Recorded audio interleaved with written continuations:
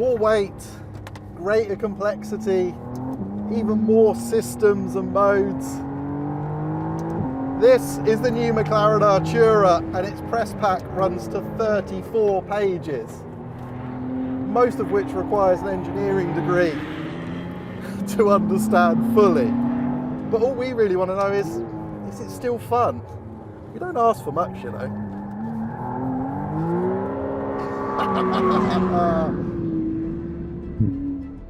Or maybe we do. These are unprecedented times. For decades, supercars have focused on being the most extreme, uncompromising and exciting cars imaginable, and the people who make them have mostly been able to create their ultimate interpretation of the concept. They've simply got sharper, lighter, harder and wilder. But now we're in a new era. Now it's all about adapting technology that's been forced upon manufacturers and making it work in the supercar world. So on the one hand, we have electric motors and batteries that add weight, blunting agility. On the other, we have torque fill to create instant response and previously almost unthinkable performance. Supercars have to adapt to survive. The question is whether the furious, relentless evolution of the supercar has been slowed, preserved, or maybe even enhanced. Which brings us neatly to the Artura, McLaren's first series production hybrid car, the first car they've built featuring their new 3-litre twin-turbo V6 and 8-speed dual-clutch box, the first car with their new carbon fibre lightweight architecture. This thing produces 671 horsepower, 530 foot-pounds of torque. It is a truly new McLaren, the company that is known for iteration. This is a new car, the next great leap. I mean, what do you even compare it to?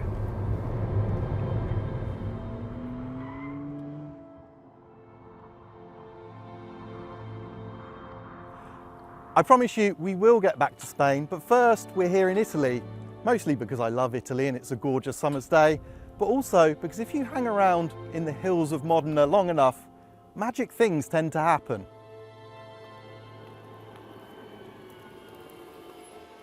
Like this, for example. Internet, do not despair. I know that the near £250,000 296 GTB is a 720S rival rather than the £189,000 Artura. However, it's so close in concept to the McLaren that it seemed crazy not to at least see how Ferrari has tackled embracing hybrid tech and to explore the character of their own wide-angle, twin-turbocharged V6.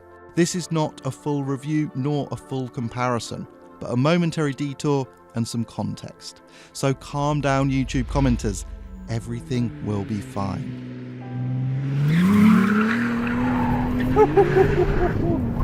I guess the first thing to comment on for a car with 819 horsepower, 830 PS, is the traction. It summons so much grip, and in that typical Ferrari style, the 296 does that Ferrari thing. It empowers you to use a ridiculous level of performance. I think they use the hybrid though to kick momentum into the car in the gear change. But while I'm not sure about that gearbox logic, there is no questioning the engine. This V6 sounds really good. They call it the Piccolo V12. That's a nice bit of PR spin for you, isn't it?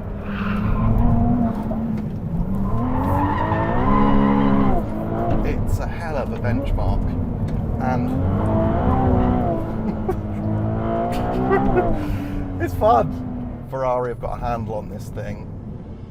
So the 296 GTB feels like a Ferrari and sounds like one too. The new V6 is, if anything, sweeter than the F8 Tributo's V8.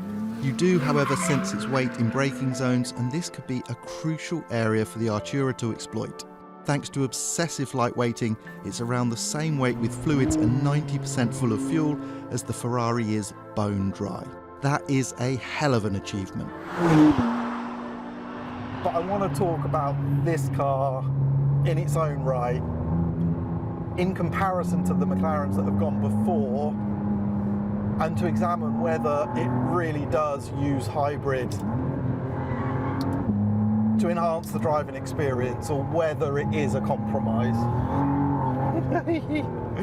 Okay, so let's go through all the elements, shall we? You can hear that little V6. It revs this little engine to 8,500 RPM. And with the e-motor, you get really good throttle response, really good throttle response.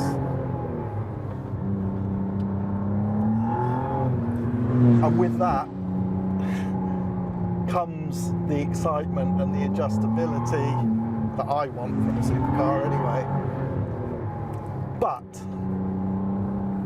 while the engine is really sweet and it's got this jewel-like character to it somehow, it doesn't really get going at the top like the old V8. It just doesn't have that fiery top end, and when I can't help but compare it to other stuff, so compared to a 720S it doesn't have that, but even compared to the Maserati MC20, which also has a V6, that engine, when it gets off the leash, is properly mad.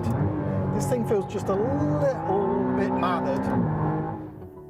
What's clear is that whilst McLaren like to talk about their hybrid heritage with the outrageous P1, the Artura's application of electric boost is much more seamless, more efficient but less dramatic.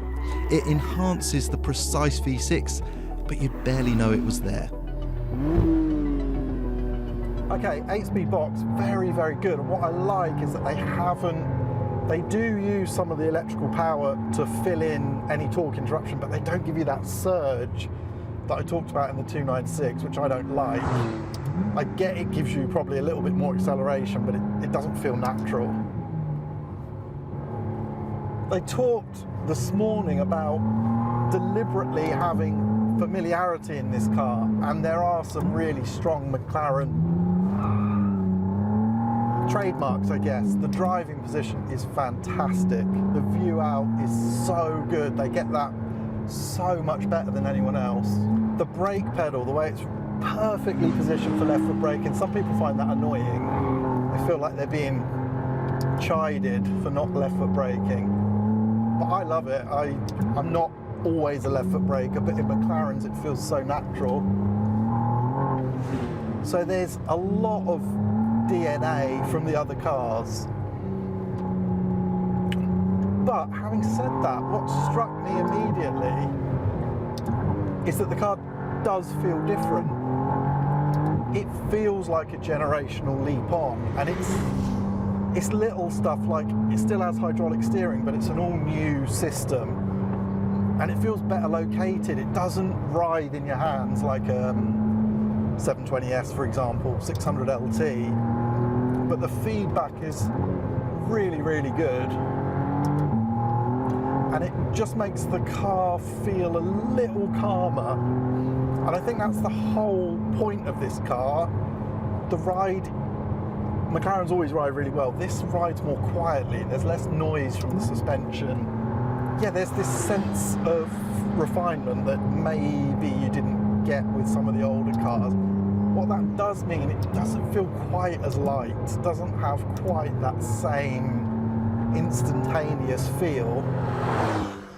So the familiar is remixed with the new, and it's the same inside. One big change is the relocation of the controls for handling and powertrain modes from the centre console. Now it's simply operated via rocker switches within easy reach of the steering wheel, and each offers comfort, sport and track settings. For the road, I prefer sport mode for the dampers. These are not hydraulically linked as in the 720S, and the suspension features conventional anti-roll bars. I go for track mode for the powertrain because, well, why not? I should tell you about E-mode, shouldn't I? What's it like in electric mode? Well, it's like a supercar, only really, really quiet and really, really slow. So yeah, nothing finer than all the supercar drama and compromises, but with no performance. That's what we're all looking forward to. capture. No, I'm joking. It's fine. I get it. You can crawl through cities quietly, you can thrash around the country, and then when you get to a village, you can put it in E mode and have a clear conscience. Okay, so that's E mode covered. You can enjoy it for a range of 19 miles should you wish. Moving on. Mostly hairpin bends here, but whenever I can load the front, just pushes a little at the front. So let's talk about that rear end. New independent rear suspension, 75% increase in toe stiffness. More stability and agility is the claim. And it's got an E-diff, so no, not done by the brakes. It's got an actual mechanical locking diff, electronically controlled, which they can play with at high speed for stability.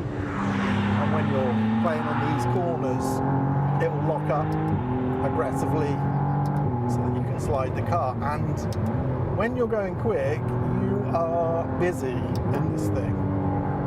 It wants to slide quite a lot. I've got the side slip, well, they don't call it that, sorry, that was a Ferrari misstep. Variable drift control. Put it set to its maximum, and on the road I don't think you'd ever turn it off unless you had a cameraman telling you to. Gives you plenty of slip, but yeah, the car definitely likes to slide and it feels different. It's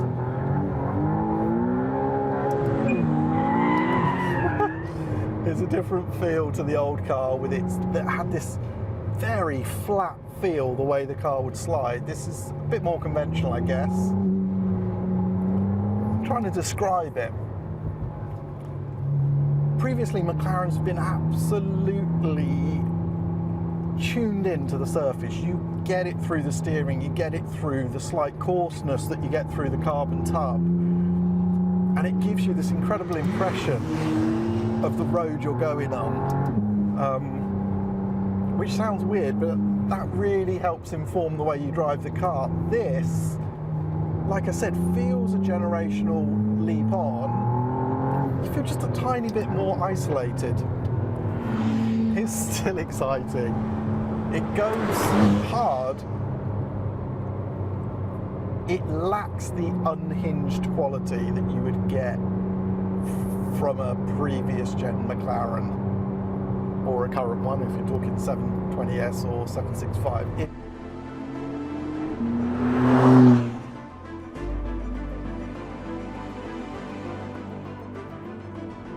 Okay, so we've done 2 tanks of fuel in this car. It's covered in bugs. We've had our fill of the Artura on the road. It's been really, really fascinating. The car, well, what have we discovered? Okay, so we've discovered high quality steering, fantastic damping, and the E-diff does give it this lovely adjustability, and you've got that tiny little Joule-like engine that just revs and revs.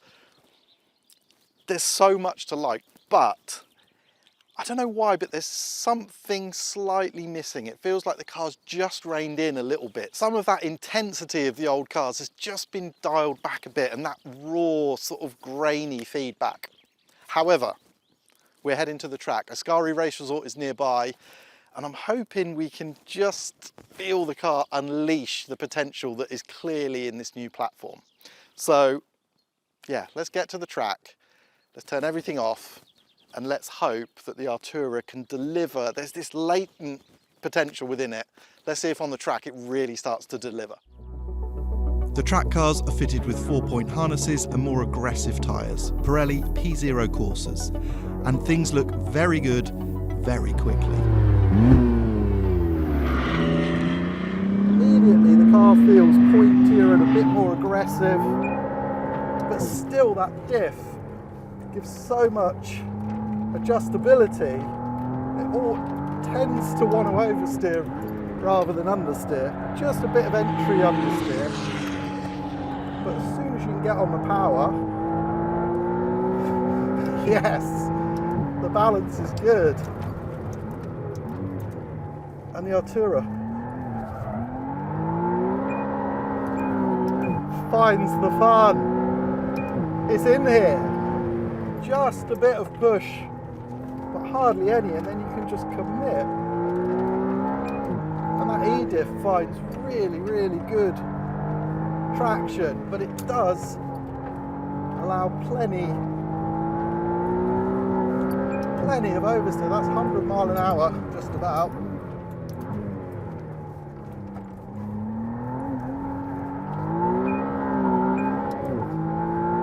Yeah, I guess I've got this helmet on. Obviously I look ridiculous, but more than that, I can't hear anything. So the engine doesn't seem flat at all. I just feel the performance, and there is a lot of it. Really good stability on the brakes. And the car does want to turn.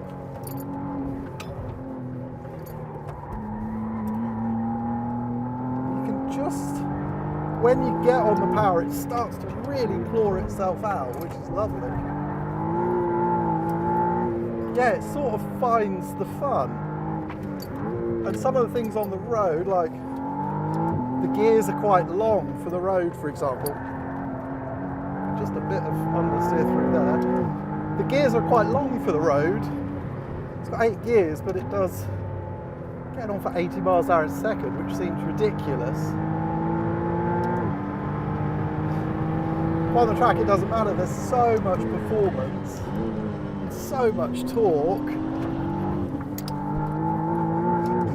It really has got the edge I was looking for.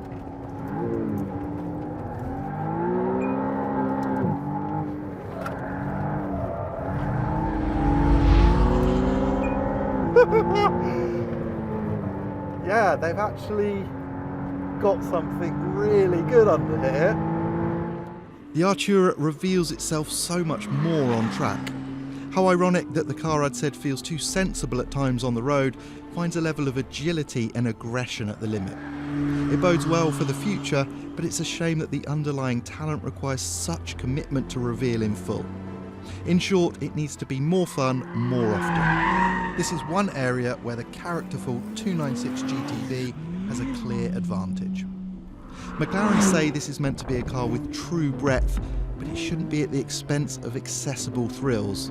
And very poor sales of the now entry-level McLaren GT suggest that customers feel the same. Clearly, there's still much to learn with McLaren's new supercar, not just for us, but for McLaren too. Unfortunately, the launch cars were beset with software problems, all of which they say will be solved for customer deliveries, and a few mechanical failures too, one of which led me to evacuate the car in a hurry on the track. But when they do, there's a very good car just waiting to be coaxed out of this new platform and powertrain. For now, the advice with McLaren remains as before: buy a used 720S and be happy. It is still the one.